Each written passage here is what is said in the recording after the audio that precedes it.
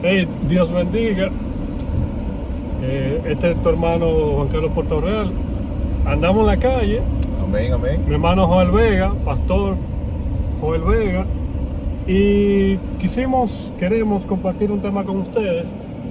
Y es acerca de la importancia de la preparación bíblica dentro de la iglesia. Como todos sabemos, la preparación, la capacitación es importante a nivel en todas las esferas, pero en el caso específico a nivel de la iglesia. Mi hermano pastor Joel Vega es doctor en teología, maestro que ha predicado y ha enseñado por diferentes lugares del país y del mundo. Entonces él nos va a compartir algunas palabras concernientes a este tema que es bastante importante y muy necesario en la congregación, en la iglesia, el cuerpo de Cristo. Pastor Joel Vegas. Amén, amén. Dios le bendiga, mis hermanos, donde quiera que estén, no importa el lugar. Bueno, cuando yo estaba pequeño, mi papá siempre afilaba el machete en la mañana. Sí. Y yo le decía a él que por qué afilaba el machete. Y él me decía porque así se rendía más el trabajo. Sí. Entonces yo creo que la preparación bíblica es muy importante porque así podemos hacer mejor el trabajo y tendemos a equivocarnos menos. ¿Y por qué? Porque los maestros mayormente que le enseñan a uno tienen más experiencia. Amén, así es, pastor. Sí. ¿En cuáles aspectos considera usted que hay que prepararse dentro del cuerpo de Cristo? Bueno, uno de los más importantes es la preparación bíblica directamente de lo que es el sermón. Okay. Es imposible que prediquemos, sí es posible, pero mal. Es posible que prediquemos un mensaje y no le digamos a la persona que el público, quién escribió el libro, cuándo se escribió el libro, dónde, por qué se escribió ese libro, porque recordando que cada libro tuvo un público. Así es. Claro, entonces hay que decirle a la gente eso. Y que no es lo mismo Juan el Bautista que Juan el discípulo. Claro que no podemos, muchas veces nos confundimos de personajes y nos confundimos de historias. Claro, claro. Y entonces, cuando nosotros decimos al público quién escribió, cuándo y por qué, le ponemos un tema, ya los hermanos saben, los que están ahí sentados, saben de qué vamos a hablar nosotros. Tenemos un norte a seguir. Y mientras más nosotros nos preparemos, mejor llega el mensaje a la vida de la persona. Claro, así es. ¿Y en qué otra cosa usted considera como ministro que nos puede ayudar a nosotros a estar preparados en la palabra de Dios? Bueno, yo que soy pastor en el extranjero, soy pastor en el Ecuador y también en Chile he sido pastor, me he dado cuenta que la preparación bíblica es muy necesaria porque así también podemos aprender la cultura de otro país y saber cómo llegarle a ellos. Son estrategias, la misión intercultural. Los países, las cosas, en cada país es diferente, la comida y todo. Entonces, si no estamos preparados, vamos a ir a golpear al aire. ¿Alguna anécdota que usted tenga concerniente a cosas que uno cree que es de una forma, palabras que uno dice y que significan algo aquí y tenga otro significado en otro lugar? Claro, hay muchísimas, tengo cientos de anécdotas. Ejemplo, en el Ecuador un niño o una niña es una guaguita. Una guaguita, ¿cómo así, pastor? Sí, ella le dicen guaguita a los niños. Y yo cuando llegué allá me quise hacer amigo de un señor y yo le dije a él que se dedicaba y él me dijo que él no estaba trabajando pero que tenía 3 guaguitas. Oh, pues Y yo, tenía dinero entonces. claro, yo le dije a él que la pusiera a trabajar la guaguita y él me decía que no, que había una que estaba mala. Ok, y entonces yo le dije que no, que la vendiera. si está malo, sí. Claro, entonces él me estaba diciendo a mí que si aquí en el país mío, República Dominicana, se vende la guaguita. Yo le dije que sí. Claro, porque aquí es normal. Claro, yo dije, no, allá hay lugares que compran y venden guaguita. Y me dijo, wow. Y ese hombre estaba conmigo bastante alterado, porque él decía que cuando yo le pregunté a lo último, ¿y qué tiene tu guaguita? Yo creía que era freno, carburador Sí, claro. o una pieza. Me dijo que tenía gripe. Entonces yo le dije, ¿cómo que tiene gripe? Cuando él buscó Pero escúchame, que la guaguita tenía gripe. entonces yo le dije, Explica. pero que me la enseñara. Y me buscó 3 niñas que tenía. Ay, bendito Dios. Eran 3 niñas, entonces ahí yo le pedí excusa y le dije, perdone varón, porque en mi país una guaguita es un carro pequeño, un bus pequeñito. Entonces allá esos eran 3 niños. Imagínense, cuando uno estudia, aprende teología, preparación bíblica, hay una asignatura que se llama Ministerio Intercultural o Transcultural, donde uno aprende la cultura de otro país. Y cuando uno se prepara en la palabra, uno también adquiere experiencia de los profesores, que fueron personas que ya por la experiencia están ahí Sí, correcto. y ayudan mucho, de verdad que sí. ¿Cuáles otras áreas? Porque está bastante importante esa que usted dice de conocer las culturas y conocer, pero ¿cuáles otras áreas abarca la teología? Digamos que a mí me enseñaron que la teología es mala y que eso es de gente que no son espirituales. ¿Cuáles otras áreas abarca la teología que me ayudaría a mí en mi vida espiritual? Bueno, una asignatura importante es la apologética. La apologética es el estudio de la defensa de la fe. Pedro dice en su libro que debemos presentar defensa con mansedumbre, con todo aquel que demande, que pregunte de la esperanza que es nosotros. Entonces, cuando nosotros estamos estudiando, nos ayuda mucho cómo defendernos contra una secta religiosa, cualquier secta religiosa por ahí.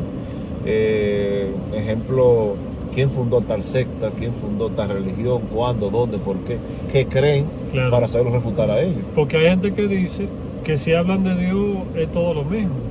Sí, Entonces sí. no, porque ellos hablan de Dios, hablan de Jesús y yo lo dejo entrar a mi casa, yo lo acepto porque es de Dios que están hablando. Y yo todo el que habla de Dios Claro. lo acepto en mi casa. Entonces, si no tenemos nosotros un norte a seguir, no tenemos un fundamento, fácilmente somos llevados por ellos. Sí, como ha pasado en muchas ocasiones, Claro. hay muchas personas que se han dejado engañar.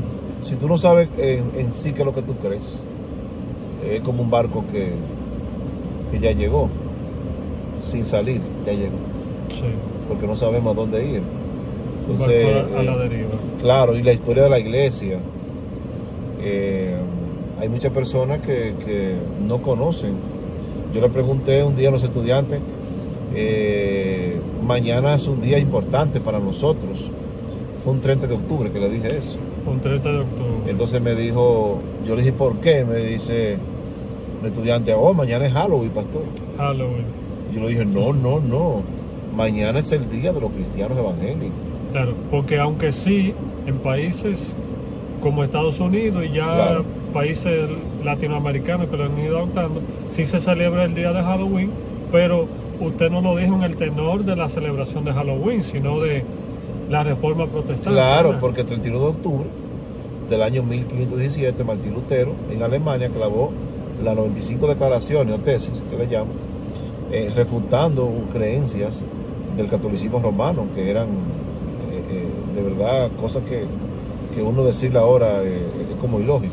Claro, en un próximo programa vamos a tener un resumen, una síntesis de lo que tratan las 95 tesis de Martín Lutero. Excelente, claro que sí, porque ahí hay cosas que hoy parecieran ilógicas, pero en ese tiempo sí.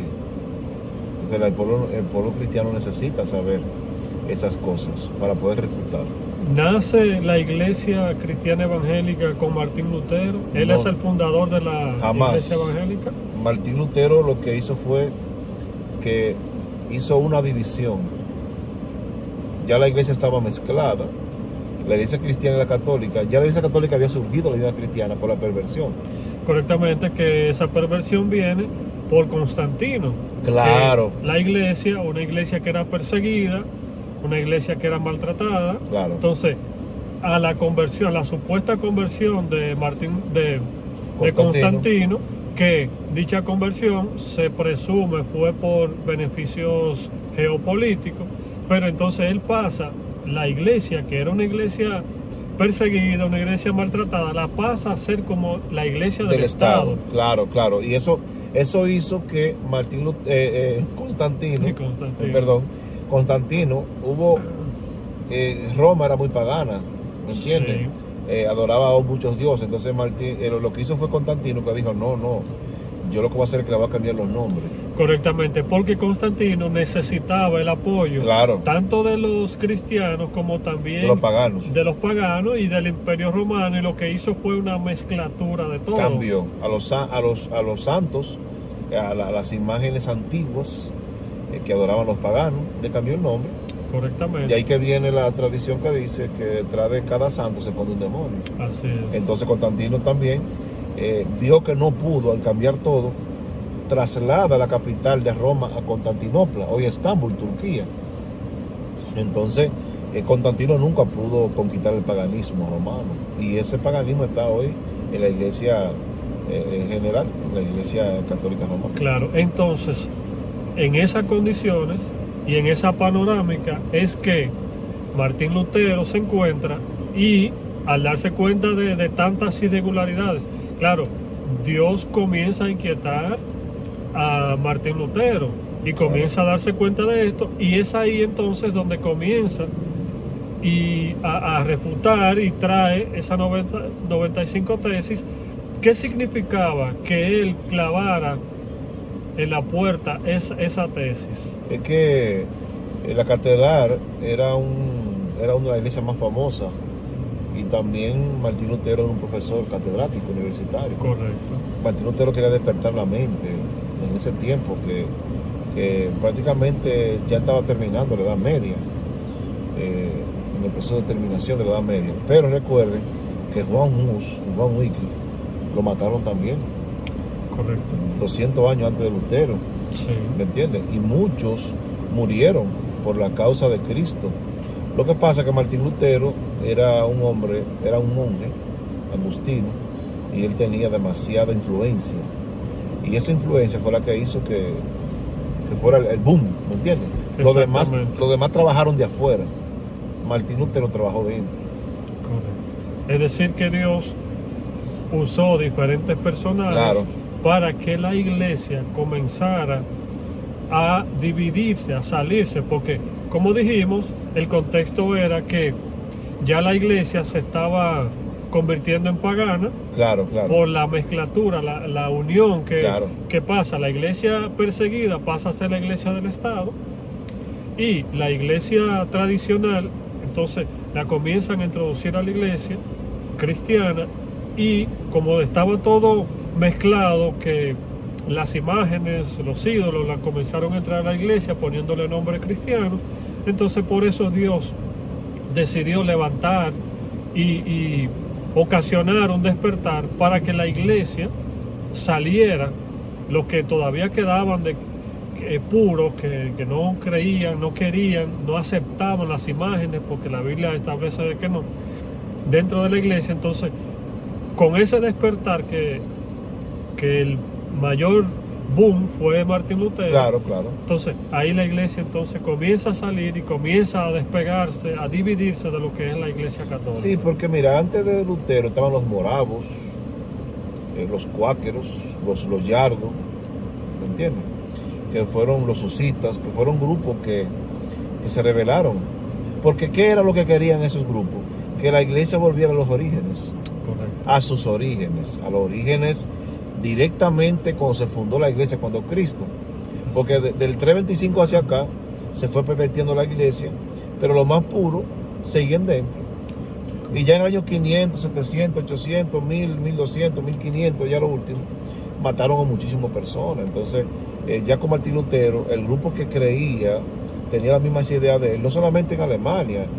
Vemos a Ulrico Zwinglio en Suiza, a Savonarola, vemos también a Calvino en Ginebra. Entonces, esos movimientos empezaron a decir: nosotros estamos contigo, Lutero. No fue que Lutero trajo una doctrina diferente. Lutero lo que quiso fue volver la Biblia de nuevo a los púlpitos. Exacto, y un despertar. Claro, claro. Hermanos, Así es.